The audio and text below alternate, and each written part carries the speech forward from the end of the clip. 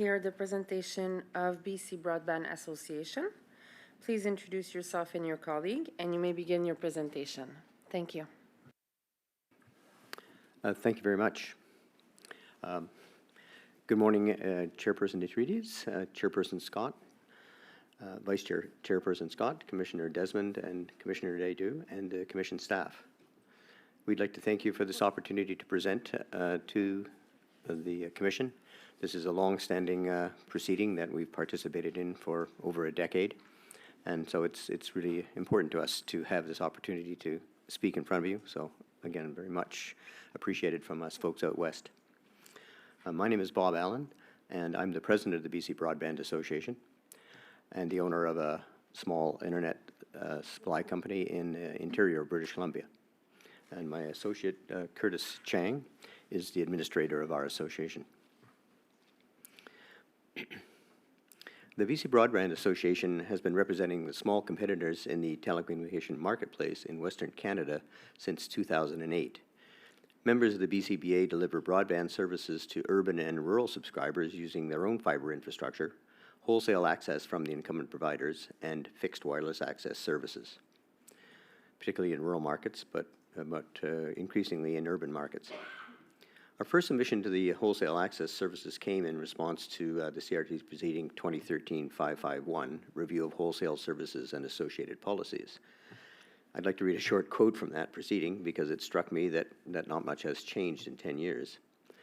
Much debate has taken place over the past few years on the state of wholesale services, not only regarding prices, but also the ability to match the speeds that incumbents provide their retail customers. Plainly speaking, there are virtually no new entrants in the market, and due to mergers and acquisitions along with financial distress and insolvency, the number of existing competitors will continue to diminish. The stronger, more adaptive ISPs will be the ones that survive and continue to provide choice to consumers. They will need the Commission to ensure a level playing field if they are to have any chance of competing against the market forces of today's telecom giants. Currently, the wholesale marketplace represents a dwindling market share. TELUS and Shaw dominate the residential and business markets here and continually sell at break-even pricing to gain market share. Large-scale electronics like iPads and LCD televisions are given out to new customers by TELUS, and ultra-low entry points for several months are offered by Shaw. This is nothing new, though. The biggest change to the landscape has been the ability to bundle, and that's from 10 years ago. The big news today, as you can see, things haven't changed that much in the last 10 years, as the above statement still applies to the current wholesale marketplace. The big news today is the incumbents using wholesale to gain market share in their non-traditional territories. The BC Broadband Association presented a detailed response to the Commission in June of 2023, which appears on the public record. We are deeply concerned that our members will continue to suffer business harm unless this very important proceeding is able to salvage the business models of the remaining competitors in Western Canada. We wish to speak directly to the Commission on several issues that have arisen since our original submission. There has been much discussion in the proceeding of these issues. The first point we'd like to comment on is that the rates have been provided by the incumbents in their initial tariff filings. While we support the Phase 2 costing method, these rates are too close to the current retail offerings of the incumbents. This indicates that the underlying costs may be incorrect or that incumbents may be using predatory pricing to limit competitors' opportunities. It is important that the Commission sets the wholesale rates at a level where the competitors can compete with the current retail pricing and bundling practices of the incumbents. As many interveners have mentioned, there are numerous examples of FTTP services being offered at rates equal to or below the current proposed wholesale rates. If the rates are set correctly, we would expect to see new competitors entering the marketplace. Our second point is that we are disappointed that the Commission has not mandated the incumbent carriers in Western Canada to participate in the FTTP access regime. Once again, we are faced with a model that seems to divide Canada into several regions, and our region is being left behind. In the past, Western Canada has been excluded from the disaggregated wholesale market. We believe there is a role from both aggregated and disaggregated models in mandating FTP access. There should be an opportunity for a competitor to reduce their costs by investing in a disaggregated access to a central office once they have acquired sufficient customer base to justify the investment. There should be no impact on other competitors, though, who are using aggregated service to reach their base if a competitor is able to achieve a successful disaggregated FTP solution within a central office. A final point, and perhaps the greatest issue of concern, is the use of the wholesale regime by incumbent flanker brands to provide bundled services outside of their traditional operating territories. The purchase of wholesale competitors, such as Start.ca and Altima by TELUS, is a significant change in the traditional relationship amongst the incumbents. Using TPI access, TELUS's flanker brand Kudu is now able to offer home internet as a bundle with its mobile services in Eastern Canada. When bundled, 100 megabit home internet service is available at $44 per month. This price is very close to the actual price paid by a wholesale competitor to a TPA provider. This pricing pattern is very similar to the retail pricing offered to a new customer for FTTV services, in that the wholesale price and the retail price are virtually the same. Given the market power of TELUS and their ability to sell the service at cost in order to obtain mobile subscribers, there seems to be little opportunity for non-incumbent competitors to operate successfully. Access by the incumbents to the wholesale regime is an important issue within this proceeding. The BCBA supports the restrictions proposed by CNOC for access to wholesale rates by large providers. We agree with CNOC that incumbents should not have access to rates within their traditional operating territories, and that the three national carriers, Bell, Rogers, and TELUS, and their affiliates, should not have access to wholesale rates. This is necessary due to their dominance across multiple telecom markets that can harm competition. We are also of the opinion that any off-tariff rates negotiated between parties should be published. In closing, we believe the Commission must limit the market power of the incumbents if independent competitors are continued to exist. While there appears to be benefits to Canadians in the short term by allowing national mobile providers to access mandated wholesale pricing, in that they can obtain home internet services at a relatively affordable price, it is unlikely that these prices will remain in the marketplace once the remaining competitors are driven from the marketplace. Thank you for the opportunity to present our position on these important issues. Thank you very much to BCBA for participating in the proceeding, but also for being here with us today. We really appreciate it. I will turn things over to my colleague, Commissioner Naidu, to start with the questioning for the panel. Thank you. Thank you so much for being here. I know you guys came a long way from the other side of the country, so it's much appreciated. Wholesale-based ISPs have had varying degrees of success across Canada, possibly due to unique market conditions in each region. When it comes to BC, which obviously is your territory, your area, the success of wholesale-based ISPs has been pretty limited. So I'm wondering what factors, including market-specific factors, could explain why wholesale-based competitors have been less successful in Western Canada, in your view, than other regions, and particularly, when we're saying other regions, Atlantic provinces. The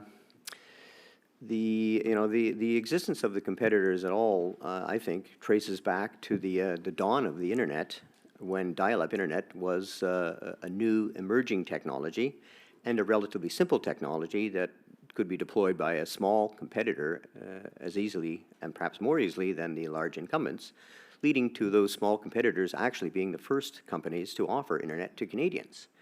And indeed, I think there was about a couple-year period when they had a heyday of signing up Canadians to this new service. And many of the companies that you've seen recently exit the marketplace actually date back to that era, and were the guys hanging the modems on the wall and supporting that crazy dial-up industry. Those companies kind of got off the ground and had a good opportunity. Then along came the entrance of the incumbents into the market, particularly with their high-speed products, although in those days it was a 1 megabit service. That was still pretty impressive. But those 1 megabit wholesale rates that were offered at the time, and again, thanks to the commission, of the day, who allowed those dial-up competitors to have access to the incumbent networks. Otherwise, they were immediately had gone from feast to famine, and been driven out of existence. So it was good that they were allowed access, although it was again at rates pretty close to retail pricing.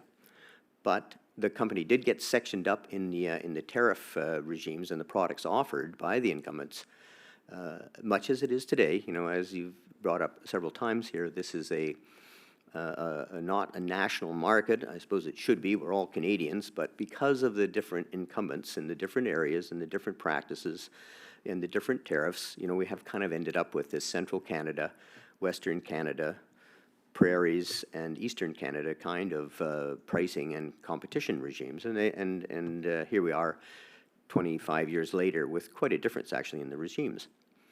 In Ontario, the DSL product that was offered to competitors was more expensive at a port-based price than what was offered in Western Canada. However, we had to apply our own traffic to those circuits in our model. In the central Canadian model, traffic was included in the ports, but they were quite highly priced against the retail marketplace. But then the consumers began using more data. And that created an opportunity in Eastern Canada for those companies to actually compete using those tariffed prices because they could satisfy the large usage competitors. And recall, this was all before the streaming video revolution. These people were just, people that spent a lot of time on the internet, and they needed more than 100 megabytes of traffic. So that opportunity really allowed companies like TechSavvy and the larger Eastern CNOC members to get out and grab hundreds of thousands of customers. And remember, in the dial-up era, they had the whole market. So they were, when they ended up with only 300 or 400,000 customers, they were still doing pretty good, but it was down from where they were in the glory days. But they were very large companies, and they've been able to hang on longer than the Western companies who really didn't have that market opportunity due to the tariff model. We had basically a model similar to the capacity-based billing model of today, where the ports were mandated, but the access of getting the traffic onto the ports was not mandated, so therefore the incumbent could jiggle the price of the access to the point where you didn't have a competitive opportunity. That didn't quite play out in Ontario, but it did play out in the cable companies and plays out to that model today where, the capacity-based billing, in the eyes of the people buying it, is overpriced and is an opportunity for the incumbent to make excessive profits off of the wholesale and also prevent them from providing higher speeds where more traffic would be required. And thus we've ended up with this situation, particularly in Western Canada, but I believe it's similar in Eastern Canada, where what the incumbents are left to, the new competitors are left to sell today is TPIA at low speeds. And I'd like to comment that those low speeds are important not only to those competitors but also to Canadians, because the pricing that's offered in those models is much better. And if you're a cost-conscious Canadian, $44 is better than $100 a month for your internet. And you can watch your streaming video on a 100 megabit service quite adequately. So really there's an important part of the consumer picture here to not see that part of the market go away as part of this new regime where we have nothing to offer at lower price points. Yes, we like to compete on service, but I think there's a reality that the smaller players made their way in the world by having a little bit better pricing than the incumbents and having lower overheads so that they could survive at those lower prices. Thank you very much. You say market share of wholesale-based ISPs dropped sharply in recent years, partly due to incumbents acquiring independent ISPs and then using them as flanker brands, and then offering below-cost bundled services and rates to incumbents' customers. So some argue that flanker brands aren't actually meant to address competition from wholesale-based ISPs, but are instead a way for incumbents to differentiate their products in a very highly competitive market. I'm wondering if you can respond to that. Well, I think that I think that the strategies of the large national providers are actually based on deep market studies and their own needs within those markets and their own sales targets within those markets, and that the competitors actually are not a huge part of their decision-making process.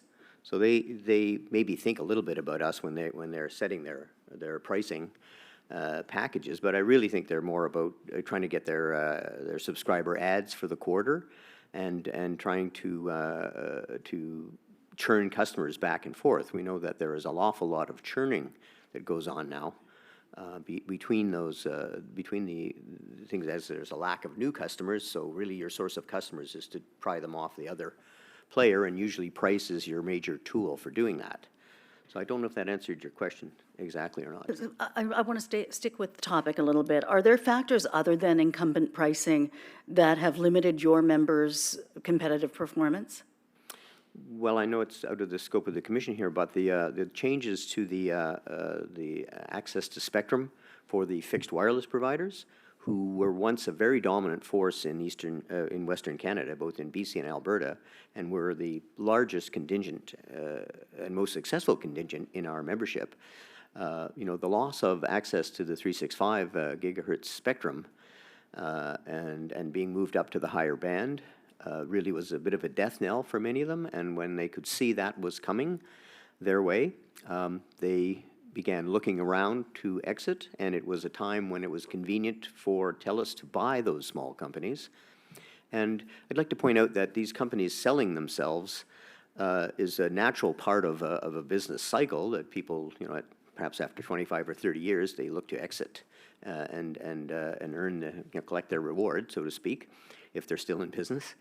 And the phenomenon here is that the companies are not being acquired by new entrants or by the existing smaller players amalgamating themselves, as was the case in the dial-up era, or even in the wireless internet provider era. But in fact, they're all being acquired by the incumbents. So that's the dark side of this acquisition story, is that it's not that they're not being offered a reasonable price for their business, but it's not that the sector is getting healthier by this practice. We have the incumbents absorbing them and no new entrants moving into the marketplace. So I really think that's the pattern there in who disappeared. And we're down to just a couple wholesale companies here in British Columbia now. Thank you for that. I'm sure that you've been watching the hearing throughout the week. CNOC, you probably saw, is advocating for aggregated access to all incumbent FTTP networks. Some interveners, though, like PIAC and Open Media, are also arguing for the Commission to move away from facilities-based competition in favor of strengthening wholesale-based competition. But incumbents say that mandating wholesale access disincentivizes network investment. So what are your views on the claims that mandated wholesale access is a risk to network investments? And how do you think we should mitigate, as a Commission, how should we mitigate that risk? Let me say that on the topic of telecommunications investment in Canada, I think we should follow the money. Where does the money come from? It comes from Canadians. The Canadian public are the ones who are, in fact, coming up with the money to build these networks. And the shareholders of Bell are actually not the source of the capital. They are lending the money to the market and expect to get it returned. The Canadian people are the ones paying it, and they're paying it through their higher than international rates. So there's a lot of money that's been generated in profits by these companies, enabling them to borrow the money and build the networks. So the real threat to investment in terms of our Canadian telecom infrastructure is actually competition between these three large companies kind of going off the rails, and where they have their prices from what they'd like to charge of 110 to 65. Well, there's an awful lot of money being left on the table, so to speak, in that practice. And that money won't be available for the constructing of anyone's telecommunications infrastructure. So to our point of how we feel that you need to take a serious look at who has access to the wholesale regime, and denying certain companies, which may seem a little unfair, I admit. Why would Videotron have access and not Bell or TELUS? But frankly, if we allow TELUS into the eastern markets, and they would be good for competition, and prices would stay at this $65 per gigabit service for maybe a long time because of that, well, we'd have to let Bell into Western Canada. And that'd be the end of the small competitors to boot. And this whole national battle to churn customers back and forth and tons of advertising. So the money would go to the advertising industry, which sorely needs it, I hear. But in terms of money going into the pockets of the telecommunication companies to build fiber infrastructure, I would say that there's a much greater loss of capital that would be caused by that market condition than a few small competitors trying to sell for $10 less than the going rate to get a customer. So I think we have to take a look at the triggering of that national, pitted battle. I mean, I think Bell has stated very clearly that they would intend to come to BC and clean house, and as opposed to keeping their prices up a little bit in the east and investing in the remaining 30% of homes that are not connected. So I think the Commission would not want to trigger that rather, short-term good benefit to the consumer. Yes, but then where's the money coming from for our networks? Incumbents claim that wholesale-based competition reduces their ability to deploy networks, particularly in rural, remote, and Indigenous communities. How do you respond to that? Well, certainly it does cost more money to construct rural networks, and British Columbia is a very rural area, and TELUS has done a pretty, I would say, impressive job of building out its rural infrastructure. Even before the current grant regimes, many of the WISPs found themselves overbuilt by fiber, again causing them, along with the loss of spectrum, made them feel like selling out, because a well-funded competitor would spend $7,000 or $8,000 per home to steal their customers. Well, stealing might be a strong word there, but to acquire their customers. And that was a big investment. And now we have in British Columbia alone an $830 million fund that was put up by the federal and provincial governments to assist TELUS, particularly in building out those rural markets. So there is an awful lot of subsidy out there that's not really talked about in this discussion of higher cost. But putting that aside, even if you were paid 100% to build the facility, the cost of maintaining the facility in a rural setting is very high. Forest fires, disasters, floods, these kinds of issues drive up the cost of having, 3 or 4 kilometers of poles to reach a single farm kind of setting.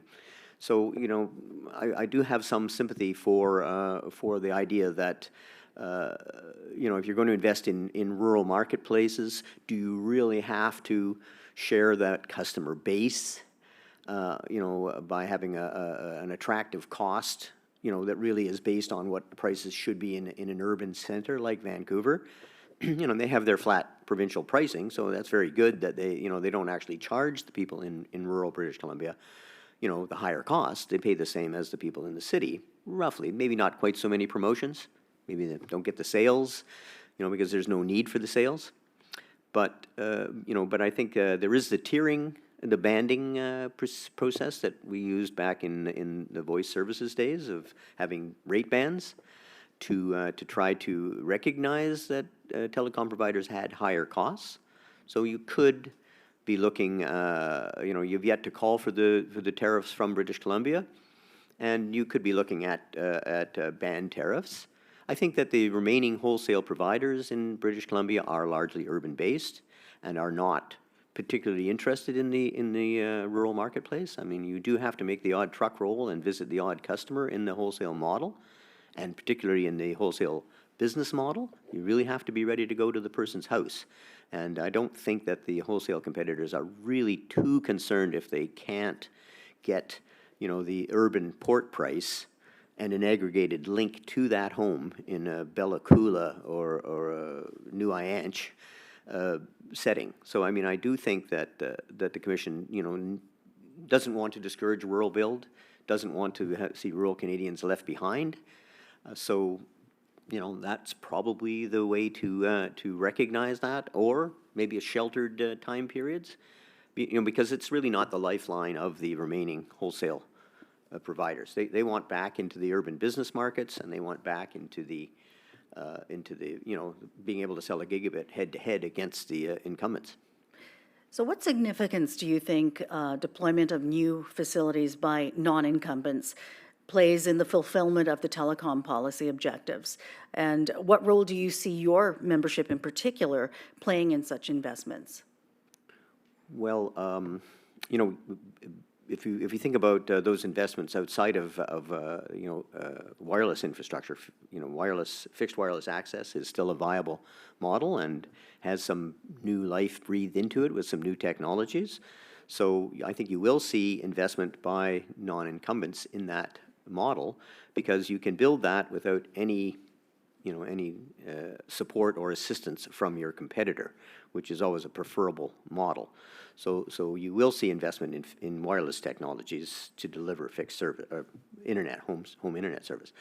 But in terms of building fiber facilities, you would see that in the MDUs, which we see that's a very active and successful segment of the Canadian telecommunications landscape, and we certainly support Beanfield's issue with the incumbents using their market power to buy off the developers and close off choice for large chunks of the Canadian public through that process of exclusive site to access to MDUs. I think that's wrong, and that the Commission should ban that practice. And that is where a new competitor can afford to build fiber infrastructure over top of the existing folks, and you can have 3 fibers to every suite in a condominium cost effectively. Now, if you move into a residential subdivision surrounding a large city, the homes are still pretty close together, but it's a pretty tough road to hoe, because you've got to deal with the utilities, who have never really wanted to participate in the competitive landscape particularly. They don't even like the incumbent phone companies. So, building out onto that is not going to be very attractive. And you've had these discussions here about, once we have 2 technologies, even if they're both fiber technologies, reaching a house, should we be spending more money for a 3rd connection to that house? We've already achieved a redundant option and at least 2 physical infrastructures. So at that point, competition is really best done at a service level through innovation and price efficiencies and service. So there really isn't much of a business need or a societal need to build that 3rd fiber to a house, and there's not much of a business case. And then, of course, spread the houses farther apart, and the case is even more reduced. So I do think we do have some small members who were able, in the early days of the grant regimes, to gain access to some grant funding money that enabled them to get into the fiber business, buy some equipment, some bucket trucks and plow machines, and they were able to do those things. So I think that we will see little pockets of fiber competition from our members where the conditions are right, and hopefully where some funding dollars, and the CRTC does have some funding dollars. Now, I would say you have probably heard the story across Canada that the small private companies have felt shut out of the grant regimes for rural broadband. And that's the case in British Columbia. We really don't know of any small private companies who were able to access the $830 million fund, and we are very disappointed in the ISED's business practice that you can make an application, and the way that you learn that your application was not successful was by waiting 3 or 4 years, and then you're pretty sure that you were unsuccessful. But or your competitor has shown up and they're selling the service. But the fact that your application for funds has been denied is not conveyed to you.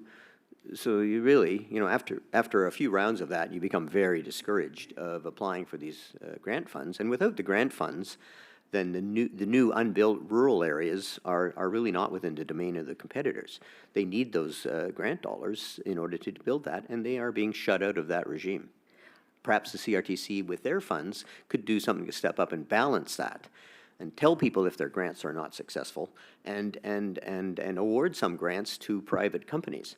Thank you. rather than just to TELUS and I Rogers. have a lot of questions, so I'm just Oh, going sorry, to just sorry. move I hope on I'm because not I want to get, over-answering your questions. you've come a long way, and I really want to make sure that we touch on all of the things that are important to you, including the stuff that I read in your intervention. So I'm just going to, I'm going to move on to another topic now. Some parties in this proceeding have indicated that if the commission were to permanently mandate aggregated FTTP access, there should be limitations so that certain service providers could not access that service. So I'm wondering what your perspective is on whether incumbents should be excluded from accessing a mandated aggregated FTTP service, and if so, who do you think should be excluded from that, and why? Well, I think that the position that CNOC has come around to, where they really have selected Bell, TELUS, and Rogers as the companies that should not have access to this regime, either within or without their traditional territories, because of their market power.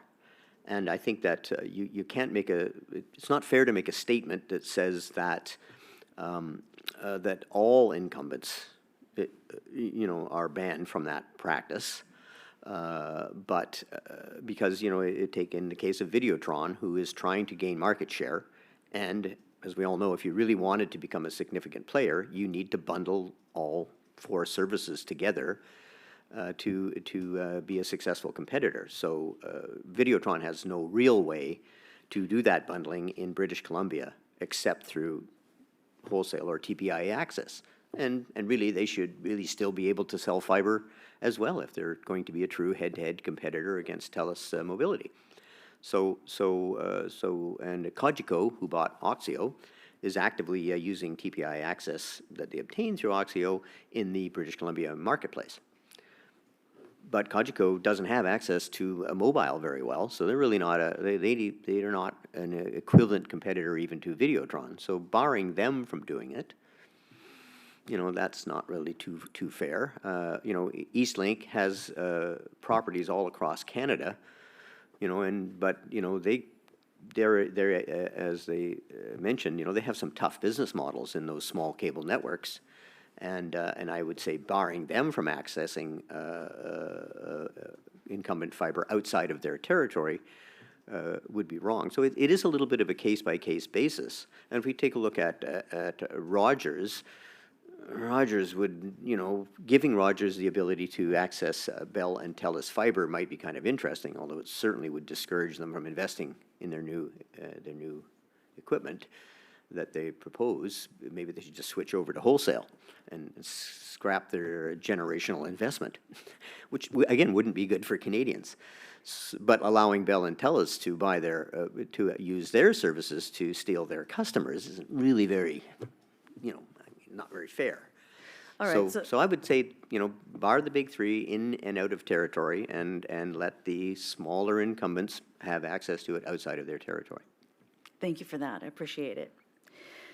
ILEC FTTN services rely on copper-based technology that some have said should be considered to be legacy. Would it be appropriate, in your view, for the Commission to no longer mandate, or in other words, to phase out ILEC FTTN wholesale HSA services and instead rely on their FTTP facilities in a way to support competition? I think that the regime is as it's currently mandated is quite well established, and so it's really not a big deal to let it continue on to finish its transition in a successful business way. I mean, at the moment, we're having similar problems in Western Canada, where TELUS removes the copper when it places fiber, and yet, more or less you can keep your existing customers going. And there are a number of MDUs, smaller, not the big high condo towers that are so desirable for the new entrants, but the 40-suite wood frame buildings that they don't have fiber distribution within them, and that's quite expensive to do. And both Rogers and TELUS in British Columbia have a challenge to get fiber to those folks. So really, if there is to be two competitors in that building, it will be DSL and cable. And maybe for some time, especially given these current turmoils in the marketplace and investment levels, maybe we won't see people offering to completely fiber that building in the hope of getting enough customers to pay for the fiber plant. So that's where the DSL is still in existence, and there are buildings that is a competitive product. It's a little more expensive right now than a cable product, but it may be the only facility that's left working in the building. If a cable connection fails in one of those older buildings, then the cable company generally just abandons the customer. They really don't send a crew in to fix that cable. They're just out. So now the only way that those people can gain access is through the copper. And if no one's going to run fiber to their suite because of economics for another 5 years, well, we need the regime for 5 years. So I don't think there's any real pressure or power to suddenly remove the mandated access to that. It doesn't really benefit the incumbent, it doesn't benefit the consumer, and it harms the small provider who is, that's his remaining revenue stream. I appreciate it. Thank you very much. Sticking with FTTN, if the commission no longer mandated ILEC FTTN, should it also apply a similar regulatory treatment to the cable carriers and phase out some of their lower speed services? And if so, in such a case, what would you consider an appropriate equivalent lower speed? Would it be up to 50 megabits per second, 100 megabits per second, 150 megabits per second? Well, I think that there is another proceeding hinted at here, in that if it was all going to be fiber to the home, and you could buy those products from at most service addresses from the cable company, then we could dispense with regulating the hybrid fiber coax industry. But that's not the case, and in fact, the incumbents, the cable incumbents, feel that DOCSIS 4, will allow them to carry on and not have to endure that expense of replacing the cable to the house from the node in the street or the amplifier up on the poles to the house. That's still an expensive step to take. And if they can deliver competitive speeds without doing that, well, that's going to be a much smaller investment for them, but it will be a different technology. And so really it's the same old cable delivery system from a rate structure that we've always had. So I don't see, changing that rate structure other than addressing the carrier-based billing that is preventing the incumbents from offering higher speeds over the hybrid fiber coax model. So I think that's really more about addressing the missing piece of that regime, rather than saying we don't need it anymore, because I think we'll need it for a considerable future. Now, it'd be great if there were $25 100 megabit ports available, so that could be your lowest offering to a Canadian home, and they could still have a $45 a month or $50 a month home internet service that gave them adequate access to the internet. They shouldn't all have to buy a $125 a month circuit just to, watch Netflix. So I don't think that unless you're going to, if you want to step into and help the cable rate portion of it, then you need to address this capacity-based billing, and I have a feeling that that's liable to raise its head in the new tariff rates, although we haven't examined them as great detail as the CNOC guys, but they seem ready to go with it. But but there is that capacity-based billing component built into that model as well, and that can be a way that the incumbents are able to throttle the access to the market of the competitors. Thank you. I want to stick with the topic just a little bit longer. I just wanted to know that you touched a little bit on it, but how would this regulatory approach affect your ability to compete in the long term and the short term? Well, in the short term, that's about all we have to sell at a wholesale level. DSL is many missing service addresses, and it's not keen. The incumbents are not keen, and they do like to take it out when they can. So we can't rely on the fiber to the node as a business with any future. It's just a bit of a revenue stream right now. So our future is access to fiber to the premise or TPIA. And so the TPIA access is very important because that's what we sell today. That is where we and Oxio and Videotron, those are the products that they're bundling in order to produce a home internet bundle as these, lower priced products. They're not bundling a $65 a month port that has another $25 of other costs in it. That's going to give them a $90 a month or $100 a month package, and that's not going to help them sell their low price phones or get into a market where they don't have mobility, as in the case of Cogeco. And consumers, they just want an internet that will give them the ability to watch TV and surf the net. Some people would like to have a gigabit, and most people don't use a gigabit, even if they buy it. But I think that, there are many, many Canadians, particularly in our current price pressure world, where they don't really want to pay $95 a month for their internet. They want to pay $50, and if they can get a 75 megabit cable package that will do that for them, they're happy with that. So we really don't take that away in this process, because you're harming the small competitors, taking away their only thing they have to sell, and you are denying those Canadians who are using that as a way of getting an affordable home internet service. So I want to ask about a hypothetical. If the commission decided to no longer mandate such lower speed wholesale services, should there be, in your view, a gradual sort of phase out period? And if so, what do you think would be an appropriate time frame for such a transition? Well, again, back to, you could phase out the competitors' market opportunity, and they'd get phased out too. But it's the Canadian public that I'm concerned about here, that there should be a $50 a month home internet package available to Canadians. Now, if the lowest speed that they can get is 100 megabit, fine.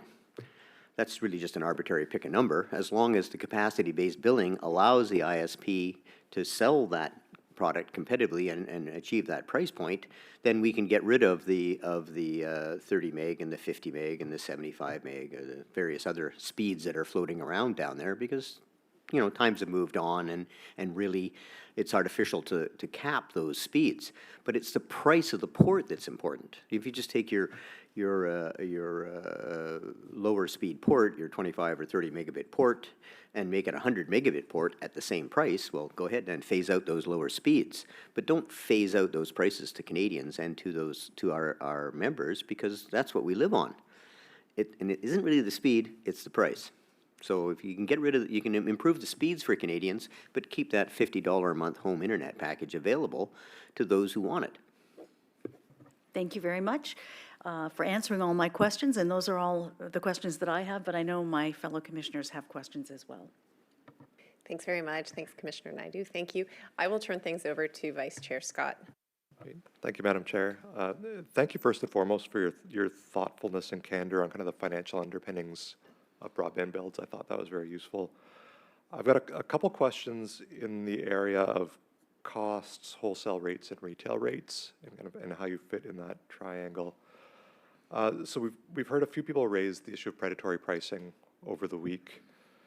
Do you see evidence of behavior from the incumbents that you would consider predatory as distinct from long-term sustainable downward pressure on retail pricing? Is there something specific that's predatory, or is this competition working as it should to bring down prices? I think I have to agree with what TELUS said regarding why they set those prices at what appears to be the cost of the port. So they would sell the port to us for $65 or to the end user for $65. And so that looks like an effort to put the little guy out of business. But actually, as I've said, I don't really think the small competitors are a big part of the landscape of those companies. They are looking at each other. In the case of Western Canada, where Rogers and TELUS, they are having a very lively competitive battle, even though there's only two of them. They're certainly not friends to each other. TELUS was not pleased about the Shaw acquisition, as you are aware, and they are ready to fight Rogers now that they're back in town after their hiatus, 20 years, and so a lot of that pricing is really pressure back and forth between those two folks. Rogers, again, they spent billions of dollars acquiring Shaw, and they need to recoup that money from the consumers in order to make that, balance that financial statement. And so they want growth, and TELUS just doesn't like, having a competitor like Rogers in their market. And so I really think that these prices are not so much predatory as a sign of a intense competition that can take place between these two large guys, which is really more about, schoolyard standing up for yourself, two tough guys going at it. I mean, if they're pounding away at each other and it's a fair fight, that's fine. If they start taking on some small guy with the same, type of kicks, then that's not a fair fight. But it's really the same kick. So, so I think that that it's really not a classic case of predatory pricing, or that they're doing it to put the remaining little guys out of business. I think that if Bell showed up in British Columbia, we'd really see something that you might call predatory pricing, because they really would take the gloves off in an attempt to gain market share. Thank you for that. So you used the phrase little guys, so I don't mind using it. So for the little guys to carve out a space, is there enough room just on the internet access service, or for the little guys to have a viable business model? Do they really need to sell some kind of bundle or some kind of value-added service? Like, is there enough margin just on the spread between a cost-based rate and what you need to sell at retail, or do you need to sell something beyond that in order to keep going? I think that you do want to differentiate yourself. Many of our members, took up video services to try to get at least to as close to a bundle as they could by bundling phone services and video services, linear TV, and internet together. Although they really didn't make any money on the video portion of it, they just did it to try to end up with a bundle to attract customers, but it wasn't really a great revenue source, and it was difficult to support and deploy against the face of the very slick offerings of the incumbents. So, so really it is that the revenue of the, on the internet component that is their main bread and butter bottom line profit driver. And if they are successful in that, as we have been over the years, there's been various rulings that have allowed for opportunity. And it's hoped that this FTTP ruling will be another one of those opportunities where people can say, hey, if I buckle down and I can get to this 1,000 customer break-even point by selling at cost until I get there, maybe then I can have a bit of a revenue stream, pay my bills and my staff, and then now that we can at least keep the wolf from the door, maybe now we can start to innovate and differentiate ourselves. But all that innovation and differentiation costs money. So it's difficult from that point of view.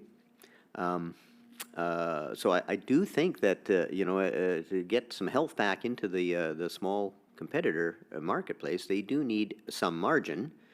And I think, there was going to be some margin. If the price was going to be $125 a month and we could get it at 65 or 75, then sure, that's a great opportunity. You can do some marketing and roll a few trucks and hire a few people.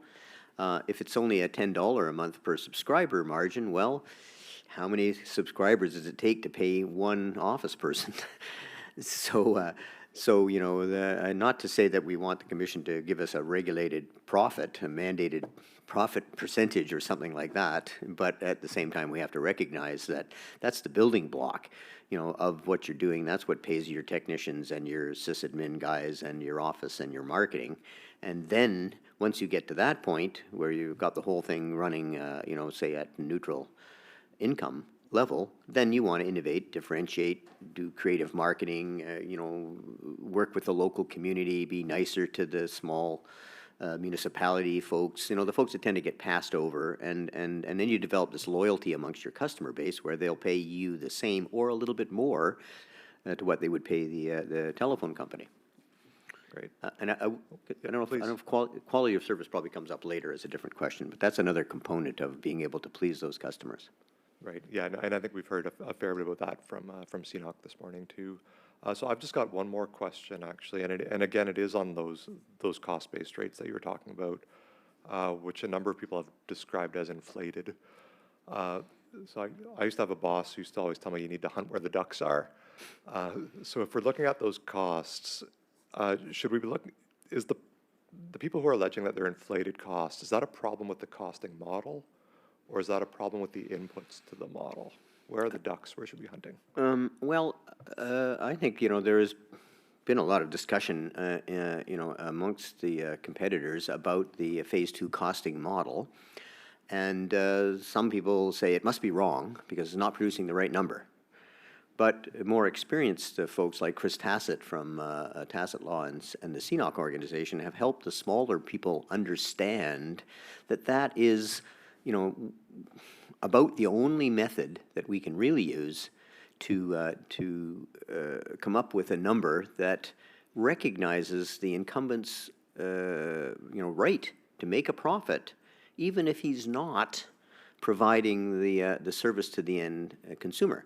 So if TELUS was going to sell internet to the end user for $65, but he could also get $65 from the wholesale guy, then what does he care? The wholesale guy is going to be a lot less whiny and less needy and need less marketing and everything else. So he should be more than happy to have thousands of those type of customers, although they don't seem to be. But the phase 2 costing method is at least something that can be tested and kicked at and maybe tweaked a little bit. Maybe there's some creative accounting being used, you might say, that got it up to 65 when it really should have been 60.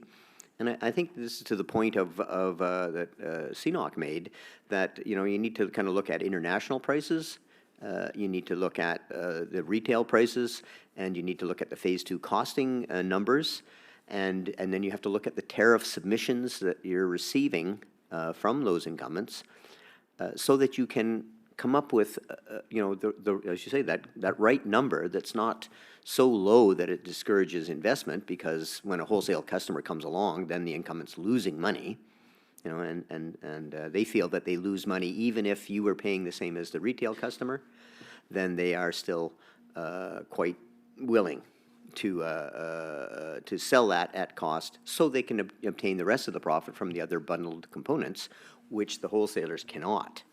I'd like to point that that's a great rationale, but it doesn't work for us. So, I think the phase 2 costing handrail is a good handrail, and it's about all we have to hold on to, because at that point, then you're guessing, and that could be it's so difficult to do that. So, I think that the method that you're using is good. I think it's just that you do have to look at those other components that are being thrown in with the tariffs and sort of say, well, okay, so now what's a viable size company? Is somebody okay if he's only got 2,000 customers? Let's say he's got to get to 2,000 customers before he can survive. Okay, well then he needs to sell so many gig cert ports and so many 100 meg ports and at such and such a price. You could have an independent person build a model of how to survive as an ISP, and then plug in these capacity-based billing numbers, and see if this is going to be a viable solution. Kind of what we've done is we've sort of given out these tariff components and then these non-tariff components that are necessary to provide the product, and there's a lot of moaning and groaning out there about what the end result is for the businessman, that he is a bit trapped, and that the port price seemed okay, but the final bill that he was paying to the incumbent left him with no margin. Thank you. I very much appreciate the answers to my questions. Madam Chair, those are all of them. Okay, thank you very much. We will just go to Commissioner Desmond for a final question. Thank you. Yeah, thank you. I just have one question. Earlier this week, TELUS talked about the fact that it had turned down some of its copper network in 14 of its geographical areas.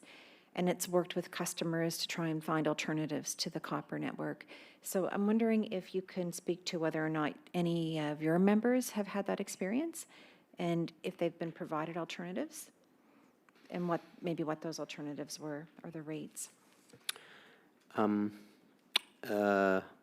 Yes, TELUS has been doing that. It's a sound financial practice because you can actually remove an entire central office in an urban setting, given that your fiber runs can be much longer than your copper runs could have been. You can actually sell the property, make some money on the real estate, all the expense, all the maintenance, everything goes out the window. But of course, the DSLAMs go out the window as well. While there has been some cases, some moaning and groaning about customers being affected by that, it's not really the main issue. The main issue is the fact that there are really very few serviceable addresses, other than those MDUs that I was describing, or rural markets, where the ADSL is really able to be offered. And in most cases, the ISP has a more affordable price for the same speed using TPIA. So really, you know, they can move the customer from the fiber to the node to TPIA in most cases to save the customer if the incumbent is not able to help them. So, you know, we recognize the need for that to happen as part of a natural business evolution. And yes, there's been cases where the customers were, you know, left a bit in the lurch. I think there's a constant criticism of the practice. TELUS compensates its field service people for selling while they're installing. And so therefore, there'd be a tendency for you, if you have a service being installed, to have the installer explaining to the customer that they made a bad mistake and they really should have bought it from TELUS, and they're really getting it from TELUS anyway, and they're really making a mistake. And that's very discouraging when you've gone to all the trouble to actually close the sale, organize the whole thing, get the modem in the customer's hands, and then find that you know, that the technician has stolen your customer. And TELUS does not endorse that practice as a corporation, so I'm not trying to accuse it as being a corporate philosophy of TELUS. It's really just a crash between their idea of compensating their installers with a bit of a commission for upselling while they're installing, and that kind of crashing into the market reality that's a bit tacky when you consider how much work the ISP has put into getting that customer in the first place. And again, that goes to some sort of regime where you can just send in minor complaints. And not complaints necessarily that you expect to have resolved, but rather, you know, a bit more like reporting spam to the commission in a relatively simple, straightforward way. Just send an email. You know, this happened to me. I lost the customer. You know, or you know, I tried to provide service in this small rural community. You know, but for some reason my gigabit service was $5,000 a month at that location, and so I was, you know, there was no crime committed. But I'd like to bring it to your attention, you know, that this untariffed backhaul environment can cause a real imbalance in the competitor's ability to provide gigabit services, because you need, you know, fat backhaul at affordable prices. And the backhaul prices are still in yesteryear, and the customer product offerings are in the, you know, in the modern times. So the two don't fit. And it's something the Commission should have some way of just seeing what's going on out there on a regular basis. And people shouldn't feel that they have to go through a Part 1 application to bring this to your attention. They should really just be able to report a bit of unsavory business practice going on in the marketplace, and then you could conduct yourself accordingly. And if the incumbents knew that was going on in the background, it would be a bit self-policing, I think. Okay, yeah, that's interesting suggestion. Thank you. Just with respect to the alternatives to copper, I just wondered if I could put an undertaking and ask you to provide a response in writing, so we have the information on the record. And it's a similar undertaking we've asked other parties as well. And specifically, your... Yeah, so we're looking for you to provide the Commission with documents that would provide evidence of the reception of notices of copper decommissioning, and if you could make that over the last 5 years with the alternatives that have been proposed. All right, we That can would be very certainly do that. helpful. Thank you so And much. when do you need that by? There is a deadline for parties to provide their documentation. I believe it's March 1st. So if you could provide it by March 1st. March 1st, yeah, that All would be right. very helpful. We will. We would appreciate the opportunity to bring some of those situations forward. Thank you. Thank you.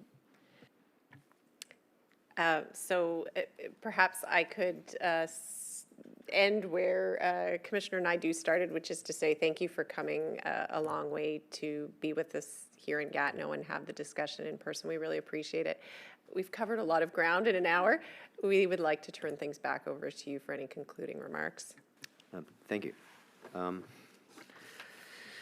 Well, I would like to stress that this, this pitting the incumbents against each other in their traditional territories by allowing TELUS access in the east and Bell access in the west is going to create a crazy market condition. A lot of investment capital will go up in smoke. And I don't know that it will really do the small players or the Canadian public much good in the long term.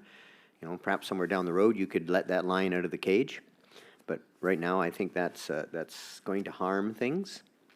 So that's one of our key takeaways. I think that I'd like to let Curtis comment a little bit here on some of the business needs and things that we see that business guys need to continue on.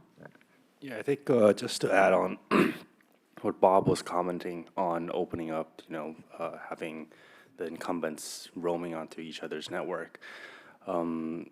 They say that they would hold back on their investment if FTTP has been regulated, opening up the mandate for others. But at the same time, if they're allowed access to each other's network, that would significantly decrease their incentives and motives to actually invest into building out their network outside of their territory. And I think as the professor mentioned from the CNARC presentation, when you get 2 or 3 competitors at a market, the easier way out is to have them each settle for a piece of pie instead of trying to compete for better services and try to differentiate on that regards. And just to comment on the business cycle that I'd like to bring to your attention is, again, we were seeing a lot of companies being bought out. I don't think there's a problem with that. It's just a healthy business cycle where you get new entrants coming in, they grow, eventually they consolidate. But the problem that we're seeing here now is that the consolidation only occurs from a small or medium-sized company being bought out by the incumbents. They're not getting consolidated with their peers, where TELUS claims that business are selling out because they're growing. I don't think that is the case because they're forced into a position to sell out because there are no incentive for companies to grow via purchasing other companies. And so that's just my comment. I don't know if Bob wants to add anything. I'd just like to add that there's been a lot of things that I've sort of faced over the years in terms of the types of rulings that we've had, things like interim rates. That you're supposed to build a business case is like building it on sand. You don't really know if it's going to be there tomorrow. And so having interim rates, I could see interim rates for, 45 days, 60 days or something like that, but not for 5 years or 8 years. That just leaves people in limbo for way too long. And how do you pitch this to an investor when there's no certainty? Having services that are sort of subject to being phased out at some unknown point in the future, again, how do you plug that into a business model? So some of these things are extremely important to a business person if they're contemplating investing. And investing is maybe you're going to buy your competitor. But, but you don't really know what your competitor's, future business model is. He wants X dollars, you need to recover that over 5 or 10 years. But you've got an interim rate ruling or a service that's subject to phase out within 2 or 3 years. Well, it doesn't take very much business uncertainty before people back up. So, I really would make a plea from the industry, to give certainty. Is wholesale just something you're going to do for another couple of years and we should all move on? Or would we still be here in 10 years? At least we're still here from 10 years ago because we've been talking about this for 10 years. So that might be good that we never resolve it.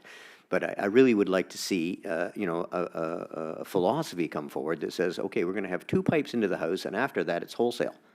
And we want more than 2 providers available to the Canadian consumer, so we're going to have wholesale. So wholesale's not going away. So wholesale people, you're going to be okay. You're part of the Canadian landscape. You're not just a temporary blip while we move from some regime to another. Because I think we've moved to the point where we've built the fiber, and we're well through the fiber and technological revolutions to give the speeds to the home. So what is the future of wholesale? And I think that the answers and decisions that you make here really define the future of wholesale, as well as what you're going to do with the Cableco's next generational investment issue. Are we going to be banned from TPIA for 7 years? So anyway, I would like to see some business certainty, and I think that's maybe my closing point is that if we come away from this, even with the rates where they are, but they're going to stay there, they're not interim rates, and that aggregated isn't going away, then people can carry on with it. Otherwise, only those who are kind of in a bit of a desperate situation, like the existing guys, well, of course, they're going to have to take it up. But will new people take it up when there's no certainty? So that would be as important as anything else is business certainty coming out of this decision and this procedure. Thank you very much to BCBA. Thank you for sharing your perspectives with us. And thanks very much for inviting us. And thanks to the First Nations for letting us hold this meeting here on their ancestral lands. Thank you. Thank you. We will break for lunch and resume at 1:05. Thank you.